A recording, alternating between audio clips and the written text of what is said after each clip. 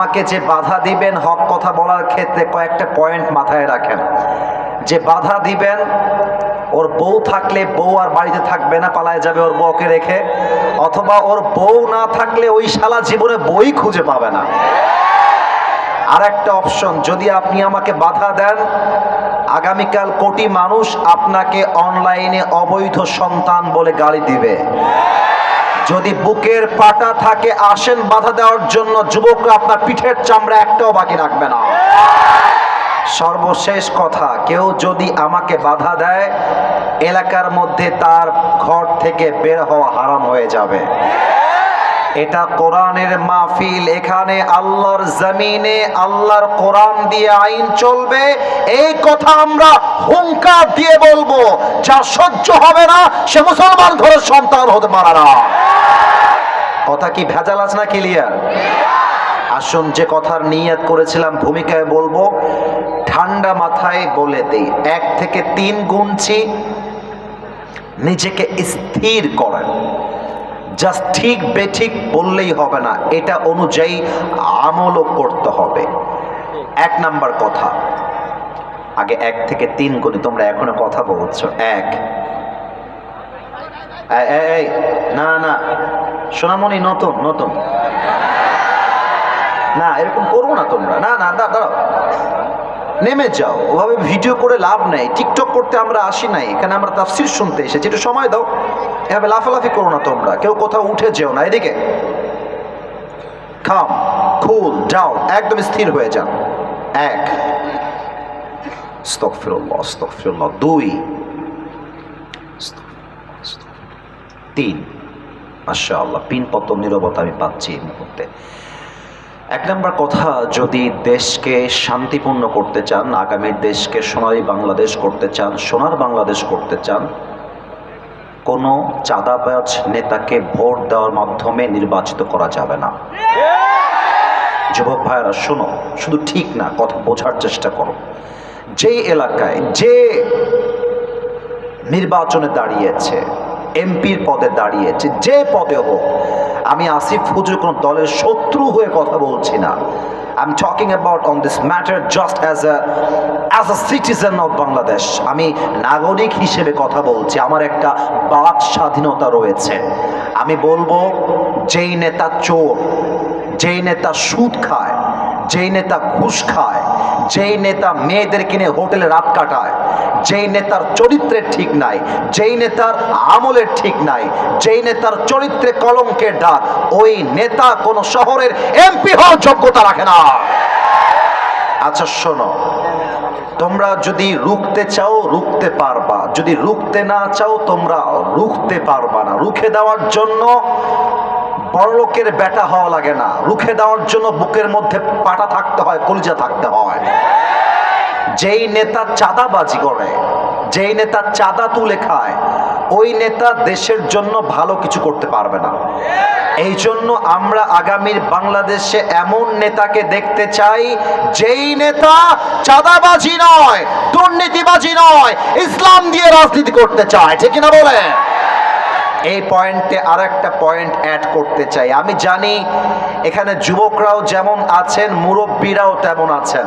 আমি আসিফ হুজুর যদি একটা বাক্য ভুল বলি, আপনি আমাকে ধরায় দিবেন। যদি ভুল না বলি, এটা আপনার বিপক্ষে গেলেও আপনাকে ঠিক বলে অ্যাপ্রিসিয়েট মাস্ট করতে হবে।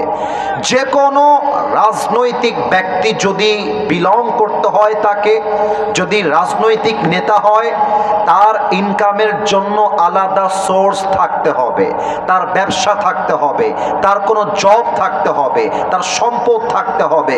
কোনো রাজনৈতিক ব্যক্তির মূল পেশা রাজনীতি হলেই সমস্যা। কারণ যারই পেশা বাদ দিয়ে জাস্ট রাজনীতি করে, তারাই দেশে বেশি দুর্নীতিবাজি করে। ঠিক কিনা বলে? মনে করেন আমি একজন ব্যারিস্টার, আমার ইনকামের সোর্স আছে, আমি রাজনীতি করে খাওয়ার প্রশ্ন নেই, আমার তো এক্সট্রা ইনকাম আছে। মনে করেন আমি একটা মার্কেটের মালিক, আমার মার্কেট থেকে ভাড়া আসে 1 লাখ টাকা, আমার তো এক্সট্রা ইনকাম আছে, রাজনীতি করে চাঁদাবাজি করে খাওয়ার তো আমার প্রশ্ন নেই। অতএব যেই পার্টি নেতাগুলো জাস্ট রাজনীতি করে খেতে চায়, ওই নেতা আমাদের নেতা হক ও যোগ্যতা রাখে না, আছে কিনা বলে। 3 নাম্বার কথা বলে আমি আমার ভূমিকার কথা শেষ করতে চাই। আমার বামে আমার খতিব সাহেব, আমি ওনাকে হাত তুলিয়েছিলাম, এর একটা বিশেষ কারণ ছিল। এই টাঙ্গাইলবাসী, কালীহাতিবাসী, আমার কথা কি বোঝা যায়? শোনো, তোমাদেরকে একটা কথা বলি, সব সময় মাহফিল মজা করলে মাহফিলটা হয় না, সিরিয়াস হতে হয়। এই সমাজ আমাদেরকে পরিবর্তন করতে হবে, এই সমাজ তোমাকে পরিবর্তন করতে হবে। আর কতকাল আমরা মানুষের হাতে জুলুমের শিকার হব? আমাদেরকে হক কথা বলতে হবে। আমাদের দেশকে ঠিক করতে হলে আমাকেই দাঁড়াতে হবে, ঠিক কিনা বলো? আপনাদের এলাকার মসজিদ কোথায়? সামনেই মসজিদ, এদিকে তাকান। প্রত্যেক সপ্তাহে ইমাম সাহেব জুমার খুতবা দিবেন। এই জুমার খুতবা মেম্বারে ক্যামেরার মাধ্যমে রেকর্ড হবে। এলাকার মসজিদের যে সভাপতি তিনি সেটা অ্যালাউ করবেন, সেক্রেটারি অ্যালাউ করবেন। যুবকরা বলবে হুজুর ক্যামেরা আপনার সামনে রেডি আছে, যত হক কথা আছে আপনি বলবেন, পুরো দেশ এই কথা শুনতে হবে। আমার প্রশ্ন, যেই সভাপতির বাড়িতে বিশাল লম্বা ডিসেল লাইনের টিভি আছে, তার বউ সারাদিন স্টার জলসা দেখে, তার গায়ে জ্বলে না, তার ছেলে বাসার ভেতরে স্মার্টফোনে পর্নোগ্রাফি দেখে, তার গা জ্বলে না, মসজিদের ভেতরে ইমাম সাহেব জুমার খুতবা রেকর্ড করে পুরো দেশে ছড়ায় দিবে, অনেক লোকের গায়ের মধ্যে জ্বালা পড়া শুরু হয়ে যায়। আমার কথা একটা, জুমার মেম্বারে যখন খতিব সাহেব হক কথা বলবে, আমার তো মনে হয় আগামী 1 মাসের মধ্যে টাঙ্গাইল জেলায় পরিবর্তন হয়ে যাবে। ওনাদেরকে সুযোগ দিবেন। আর ইমাম সাহেব যারা আছেন একটু মাথায় রাখবেন, আপনাদের এলাকার ইমাম সাহেব কিন্তু এখানে বসে আছে। ইমাম সাহেবদের উচিত জাস্ট মানুষের চাকরি করে নয়, নিজের একটা ব্যবসা থাকা, নিজের একটা বিজনেস থাকা। অনেক যুবক বলবা হুজুর এটা তো ইমামের কথা, এটা তো আমার কথা নয়। আরে বেটা, ইমাম তোমার নেতা, ইমাম ঠিক হয়ে গেলে যুবকরাও ঠিক হয়ে যাবে, ঠিক কিনা বলে? আচ্ছা মনে করেন আমি আসিফ হুজুর আপনাদের টাঙ্গাইলের মসজিদের ইমাম এবং খতিব, অথবা শুধু খতিব। আমার ব্যাংকে কমপক্ষে 30 লাখ টাকা আছে, আমার নামে 3টা দোকান আছে, আমার নামে জমি আছে, আমার নামে বাড়ি আছে, আমার ব্যবসা আছে।